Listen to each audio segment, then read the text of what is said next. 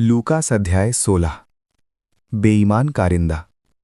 ईसा ने अपने शिष्यों से ये भी कहा, किसी धनवान का एक कारिंदा था। लोगों ने उसके पास जाकर कारिंदा पर यह दोष लगाया कि वो आपकी संपत्ति उड़ा रहा है। इस पर स्वामी ने उसे बुलाकर कहा, ये मैं तुम्हारे विषय में क्या सुन रहा हूं?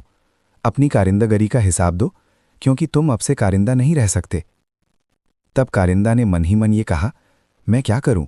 मेरा स्वामी मुझे कारिंदागरी से हटा रहा है। मिट्टी खोदने का मुझ में बल नहीं, भीख मांगने में मुझे लज्जा आती है।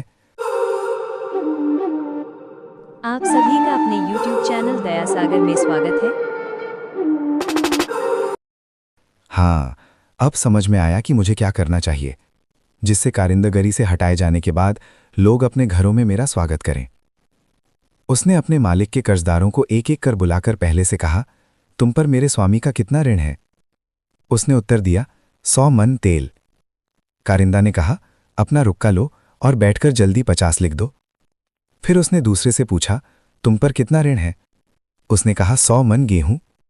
कारिंदा ने उससे कहा, अपना रुक्का लो और 80 लिख दो। स्वामी ने बेईमान कारिंदा को इसलिए सराहा कि उसने चतुराई से काम किया, क्योंकि इस संसार की संतान आपसी लेन देन में ज्योति की संतान से अधिक चतुर है। धन का सदुपयोग। और मैं तुम लोगों से कहता हूं, झूठे धन से अपने लिए मित्र बना लो, जिससे उसके समाप्त हो जाने पर वे परलोक में तुम्हारा स्वागत करें।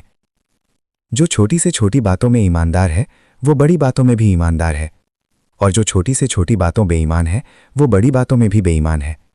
यदि तुम झूठे धन में ईमानदार नहीं ठहरे, तो तुम्हें सच्चा धन कौन सौंपेगा?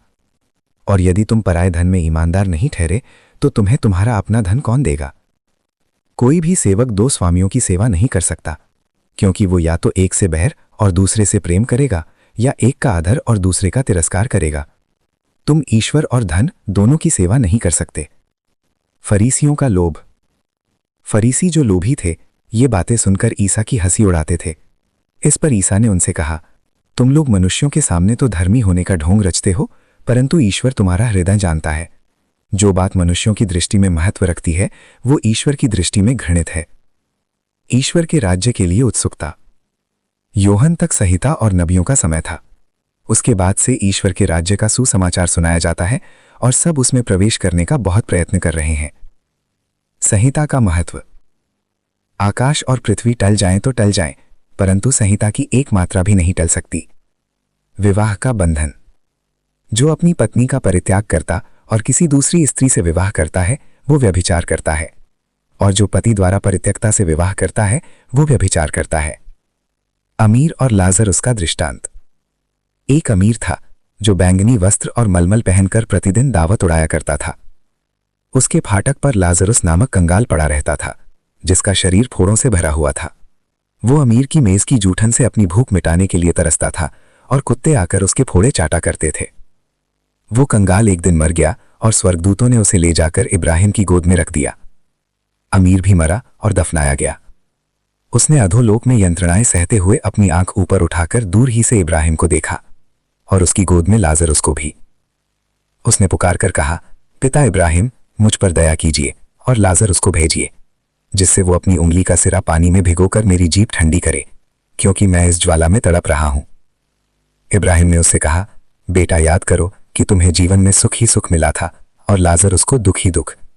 अब उसे यहां सांत्वना मिल रही है, और तुम्हें यंत्रणा। इसके अतिरिक्त हमारे और तुम्हारे बीच एक भारी गर्त अवस्थित है, इसलिए यदि कोई तुम्हारे पास जाना भी चाहे तो वो नहीं जा सकता, और कोई भी वहां से इस पार नहीं आ सकता। उसने उत्तर दिया, पिता, आपसे एक निवेदन है। आप लाजरुस को मेरे पिता के घर भेजिए, क्योंकि मेरे 5 भाई हैं। लाजरुस उन्हें चेतावनी दे, कहीं ऐसा ना हो कि वे भी यंत्रणा के स्थान में आ जाएं। इब्राहिम ने उससे कहा, मूसा और नबियों की पुस्तकें उनके पास है, वे उनकी सुने। अमीर ने कहा, पिता इब्राहिम, वे कहाँ सुनते हैं? परंतु यदि मुर्दों में से कोई उनके पास जाए तो वे पश्चाताप करेंगे। पर इब्राहिम ने उससे कहा, जब वे मूसा और नबियों की नहीं सुनते, तब यदि मुर्दों में से कोई जी उठे तो वे उसकी बात